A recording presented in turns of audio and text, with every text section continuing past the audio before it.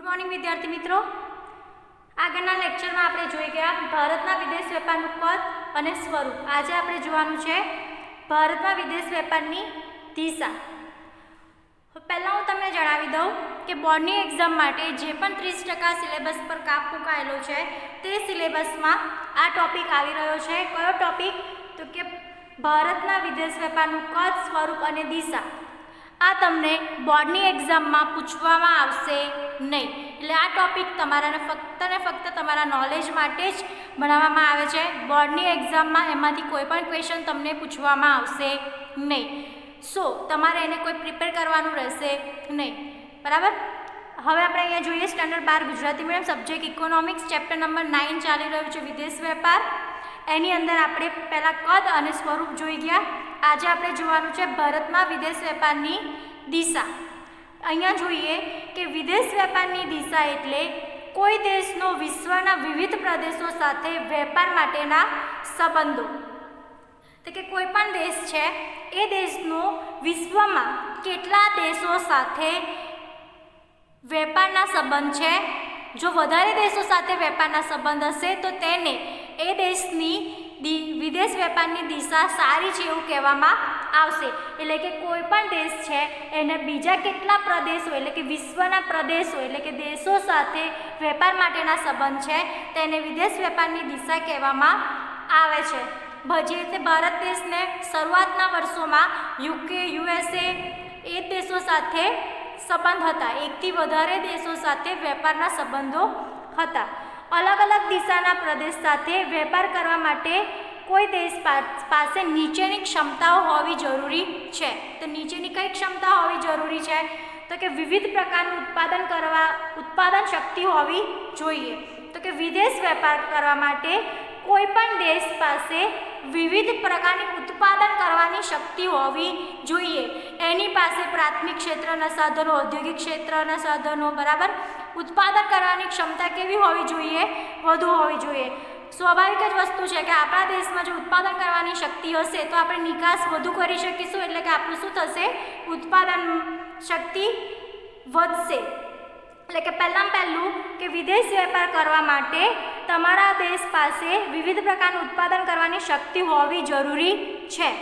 બીજું છે અનેક દેશો સાથે સારા રાજકીય અને રાજનીતિક સંબંધો હોવા જરૂરી છે।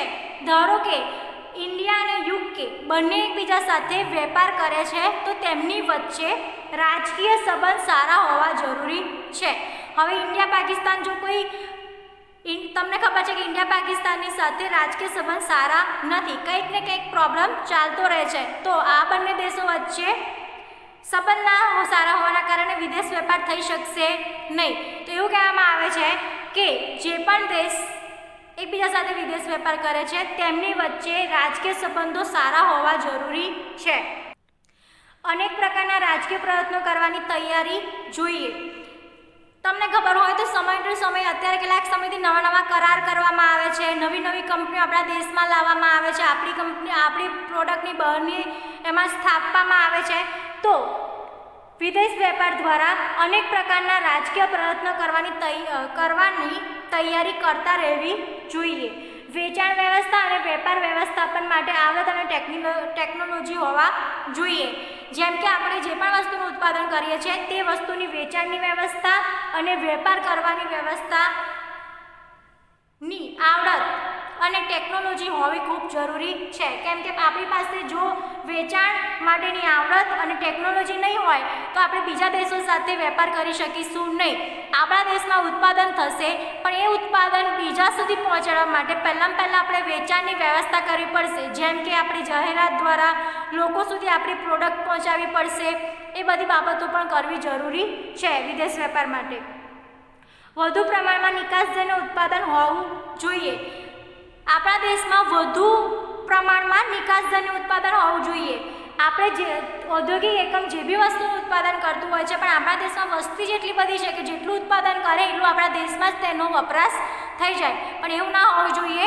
આપણા દેશની સાથે સાથે બીજા દેશોને આપણે ઉત્પાદન પહોંચાડી શકીએ, એટલે કે નિકાસજન્ય ઉત્પાદન થવું જરૂરી છે, બરાબર। હવે અહીંયા જોઈએ આગળ સ્વતંત્રતા પછી ભારતનો મોટા પ્રમાણમાં વેપાર યુકે એટલે કે લંડન સાથે થતો હતો, કારણ કે સ્વતંત્રતા પહેલાં યુકે સાથે આપણો વેપાર સ્થપાયેલો હતો. સ્વતંત્રતા પછી પહેલો આપણો મોટા ભાગનો વેપાર યુકે સાથે થતો હતો, એટલે કે વિદેશ વેપાર યુકે સાથે થતો હતો. એનું કારણ એ પણ હતું કે આઝાદી મળતા પહેલાં યુકે સાથે વેપાર સ્થપાયેલો હતો જ. 1960-61માં ભારતની કુલ આયાતમાંથી 19% આયાત યુકેથી આવતી હતી. આપણા ભારતની જેટલી પણ આયાત હતી 1960-61માં એમાંથી 19% આયાત યુકેથી આવતી હતી, જે 2007 પછી ઘટીને 2% ઓછી થઈ છે. કેમ ઓછી થઈ છે? કેમ કે જેમ સમય જતો ગયો તેમ આપણા દેશના સંબંધો બીજા દેશો સાથે પણ સ્થપાયા, એટલે આપણે બીજા દેશમાંથી અમુક વસ્તુ આયાત કરીએ, જેના કારણે આપણે યુકે પાસેથી તે વસ્તુ ઓછી ખરીદીએ. એટલે 2007 પછી 2% ઘટાડો થયો છે. સ્વતંત્રતા પછી આપણે અમેરિકા એટલે કે USA પર અનેક પ્રકારની આયાતો માટે નિર્ભર હતા. 1960-61માં વસ્તુ અને સેવાઓનો કુલ આયાતોમાં યુએસએથી 19% આયાતો થઈ હતી, જે 2007 પછી ઘટીને 8% નીચે થઈ ગઈ છે. પહેલાં મેં તમને કીધું તેમ કે આપણે પહેલાં શરૂઆતના વર્ષમાં યુકે અને યુએસએ સાથે જ આપણે આયાતો કરતા હતા. આપણી જે પણ વસ્તુ મંગાવવાની હોય આયાતો તરીકે આપણે યુએસએ પર નિર્ભર હતા. તે 1960-61 પછી 61 વખતે 19% આયાતો આપણને યુએસએ દ્વારા પૂરી પાડવામાં આવતી હતી, જે 2007માં ઘટીને 8% નીચી ગઈ છે. અહીંયા આગળ આપણે જોઈએ કે ઓપેક્સ થી આયાતોનું પ્રમાણ વસ્તુઓના કુલ આયાતોમાં વધ્યું છે, કારણ કે ઔદ્યોગિકરણ અને વિકાસ વધતા પેટ્રોલની આયાતો વધી. આપણે આગળના એમાં જોઈ ગયા છે કે જેમ આપણા દેશમાં જેમ આયાતો બીજા દેશમાંથી એટલે કે યુએસએ યુકેના દેશમાંથી આયાતો વધુ થતી હતી, જે સમય જતાં આપણે ઓછી કરી અને એ બીજા દેશો સાથે આપણા સંબંધો સ્થપાયા. જેમ દેશો એ દેશો પાસેથી આપણે વધારે ને વધારે આયાત કરતા થયા છે. ઓપેક્સ દેશોમાંથી આપણે વધારે આયાતો કરતા થયા છે. પહેલાં આપણે જોઈએ કે ઓપેક્સ દેશો એટલે શું, તે આપણે આગળના લેક્ચરમાં સમજી ગયા છે કે ઓપેક્સ દેશો એટલે કે organisation of petroleum exporting country, એટલે કે જ્યાંથી આપણને પેટ્રોલને લગતી નિકાસ થતી હોય, એટલે કે પેટ્રોલિયમ નિકાસ કરતા દેશોનો સમૂહ. ગુજરાતીમાં એનો એવો અર્થ થશે. જો અહીંયા આવ્યું ખનિજ તેલની નિકાસ કરતા દેશો. રશિયા સાથે ભારતના મૈત્રી સંબંધો હતા અને સ્વતંત્રતા પછી રશિયાથી ઊંચા પ્રમાણમાં આયાતો થઈ હતી, જે 1980 પછી રશિયામાં થયેલી આર્થિક કટોકટીના કારણે ઘટી છે. રશિયા સાથે પણ ભારતના મૈત્રીપૂર્ણ સંબંધો હતા. સ્વતંત્રતા પછી આયાતો ઊંચી રહી હતી, પણ તેમની સાથે કોઈ આર્થિક કટોકટીના કારણે 1980 પછી તેમની સાથે પણ વિદેશ વેપારમાં ઘટાડો થયો છે. આમ પરંપરાગત વેપાર સાથે વેપાર ઘટ્યો, પરંતુ વિકાસશીલ દેશો સાથે આપણો વેપાર વધ્યો છે. એટલે કે ભવિષ્યમાં આપણે પહેલાં આપણે યુકે યુએસએ સાથે આપણે વેપાર વધુ કરતા હતા, તેમની સાથે આપણો વેપાર ઘટ્યો છે. એની સામે વિકાસશીલ દેશો અને ઓપેક્સ દેશો સાથે આપણો વેપાર વધ્યો છે. ખાસ કરીને એશિયા, મધ્ય એશિયા, આફ્રિકાના વિકાસશીલ દેશો સાથે આપણો વેપાર વધ્યો છે. 1960-61માં વસ્તુઓની કુલ આયાતમાંથી 11.8% જેટલી આયાતો વિકાસશીલ દેશોમાંથી આવતી હતી, જે 2007-8માં 32% જેટલી થઈ છે અને 2014-15માં 59% જેટલી થઈ છે. જો અહીંયા આગળ પહેલાં 60-61માં આપણે વિકાસશીલ દેશોમાંથી 11.8% જ આયાતો હતી, જે વધીને 2007-8માં 32% જેટલી થઈ અને 2014-15માં 59% જેટલી થઈ.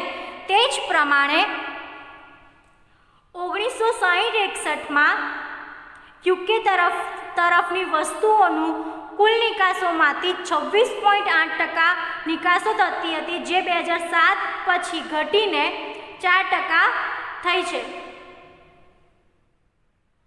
આપણે પહેલાં યુકે તરફ 26.8% નિકાસો થતી હતી. આપણે યુકેમાં આપણા દેશની વસ્તુઓ 26.8% નિકાસ થતી હતી, જે ઘટીને ફક્ત ને ફક્ત 4% જ થઈ છે. તે જ સમયગાળા દરમિયાન અમેરિકા ખાતે વસ્તુ નિકાસ ટકાવારી 60%થી ઘટીને 12% થઈ છે. પહેલું જે આપણે યુકે અને અમેરિકામાં જે નિકાસો અને આયાતોના સંબંધ હતા તે ઘટાડો અહીંયા દર્શાવે છે કે પહેલાં આપણે યુકેમાં 26% નિકાસો કરતા હતા, જે 2007-8માં ઘટીને 4% થઈ છે, અને અમેરિકામાં પહેલાં આપણે 100% વસ્તુ નિકાસ કરતા હતા, જે ઘટીને 2007-8માં 12% જેટલી થઈ છે. રશિયા ખાતે વસ્તુઓની નિકાસમાં ટકાવારી 4%થી ઘટીને 6% થઈ છે. એટલે કે આપણે જે સ્ટાર્ટિંગના વર્ષોમાં આઝાદી પછીના જે સ્ટાર્ટિંગના વર્ષો યુકે, અમેરિકા અને રશિયામાં વિદેશ વેપાર કરતા હતા, સમય જતાં તેમાં આપણે ઘટાડો કર્યો છે, અને વિકાસશીલ દેશો સાથે આપણે તે સંબંધમાં વધારો કર્યો છે. જેવા વિકાસશીલ દેશોમાં એશિયા, મધ્ય એશિયા, આફ્રિકા જેવા દેશો સાથે આપણે વિદેશ વેપારમાં વધારો કરેલ છે. તેની સામે ઓપેક્સ ખાતે થતી આપણી વસ્તુ નિકાસની ટકાવારી 60-61માં 4.1 હતી, જે અત્યારે પછીના સમયમાં વધવા પામી છે. 2007-8 પછી 100% થઈ છે. ઓપેક્સ દેશો સાથે આપણો કોઈપણ વિદેશ વેપાર ન હતો, જેના બદલે પહેલાં આપણી નિકાસ ખાલી 4.1% હતી 60-61માં, જે હવે વધીને 100% થઈ છે. તે સમયગાળા દરમિયાન વિકાસશીલ દેશો સાથે વસ્તુ નિકાસની ટકાવારી 14%થી વધીને 42.6% થવા પામી છે. એટલે મુદ્દો અહીંયા એટલું જ છે કે આપણે જે પહેલાંના પરંપરાગત દેશો સાથે પહેલેથી જે વેપાર કરતા હતા એમાં ઘટાડો થયો છે, અને હવે જે નવા વિકાસશીલ દેશો આવેલા છે તેમાં આપણે તેમની સાથે વધારે વિદેશ વેપાર કરતા થયા છે. 2014-15માં એશિયાના દેશ ખાતે આપણે વસ્તુ નિકાસમાં 50% જેટલી નિકાસો થઈ હતી. આમ અલગ અલગ દેશો સાથે અને દિશાઓમાં વેપાર વિકસવામાં ભારત સફળ પ્રયત્ન કર્યા છે. આપણે આગળ આપણા ભારતના પ્રયત્ન દર્શાવી શકે છે કે આપણા અમેરિકા, યુકે અને રશિયાની સાથે સાથે ઓપેક્સ દેશો, ઘણા બધા વિકાસશીલ દેશો સાથે આપણો વિદેશ વેપાર વધી રહ્યો છે. એ આપણને દેખાડે છે કે ભારત દેશની વિદેશ વેપારની દિશા ખૂબ જ સારી જઈ રહી છે. નોંધ જોઈએ અહીંયા 2007-8 સુધી ભારતના વિદેશ વેપારની દિશા દર્શાવવાનું પ્રદેશ વર્ગીકરણ રીતે જે કરવામાં આવતું તે પછી બદલાયું છે. સમય જતાં તે બદલાવ થતો જ રહે છે. બરાબર. તો આ હતું તમારું વિદેશ વેપારની દિશા. બોર્ડની એક્ઝામ માટે આ ટોપિક તમારે પ્રિપેર કરવાનો રહેશે નહીં. આ ફક્ત ને ફક્ત તમારી સમજૂતી માટે આ પોઈન્ટ આપવામાં આવેલો છે કે તમને એનું જ્ઞાન હોવું જરૂરી છે, તમારી પાસે એનું નોલેજ હોવું જરૂરી છે. આખો જે ટોપિક છે આપણો, આ જે ટોપિક છે 9.7 ભારતના વિદેશ વેપારનું કદ, એટલે કે 110 નંબરના પેજથી લઈને 114 એટલે કે 115 પેજ નંબર પર જે આકૃતિ છે ત્યાં સુધી તમારો આ ટોપિક બોર્ડની એક્ઝામમાં પૂછવામાં આવશે નહીં, અને તમારો સીધો લેણદેણ તુલાના ખ્યાલથી એ ટોપિક પૂછવામાં આવશે. નહીં તો તમારે 110થી લઈને 115 સુધીના પેજ સુધીની કોઈ પણ વસ્તુ બોર્ડની એક્ઝામમાં પૂછવામાં આવશે નહીં. સો તમારે એની પ્રિપેરેશન કરવાની રહેશે નહીં. આ લેક્ચરમાં કોઈને પણ થોડો ઘણો બી ડાઉટ હોય તો તમે મને કોલ મેસેજ કરીને પૂછી શકો છો. હવે આપણી પાસે આ ચેપ્ટરનો એક જ પોઈન્ટ છે જે આપણે નેક્સ્ટ લેક્ચરમાં લઈ લઈશું. ત્યારબાદ આપણું વિદેશ વેપાર અહીંયા પૂરું થશે. ત્યારબાદ આપણે નવું ચેપ્ટર સ્ટાર્ટ કરીશું.